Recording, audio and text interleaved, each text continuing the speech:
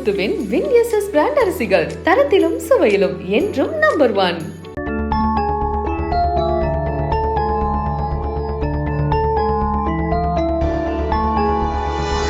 நாமக்கல் மாவட்டம் பரமத்தி வேலூர் காவல் நிலையத்தில் சப் இன்ஸ்பெக்டராக குமார் என்பவர் பணிபுரிகிறார்.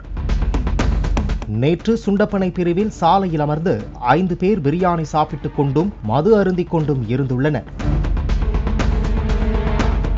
அப்போது மினி ஆட்டோ ஓட்டுநர் ஒருவர் அவர்களிடத்தில் சாலையோரமாக சென்று அமரும்படி கூறியுள்ளார். இதனால் ஆத்திரமடைந்த அந்த நபர்கள் கல்லை எடுத்து ஆட்டோ முன்கண்ணாடியை உடைத்துள்ளனர். இந்த சம்பவத்தில் அங்கு வந்த எஸ்ஐ குமார் சம்பவம் குறித்து விசாரணை நடத்தினார். அதற்கு அங்கிருந்தவர்கள், இது எங்களது ஏரியா, நாங்கள் அப்படித்தான் சாலையில் அமர்ந்து தண்ணி அடிப்போம் என கூறி சரமாரியாக எஸ்ஐ குமாரை தாக்கியுள்ளனர். தொடர்ந்து மற்ற போலீசார் அங்கு சென்று தண்ணி வண்டி நபர்களை போலீஸ் நிலையம் கொண்டு வந்தனர்.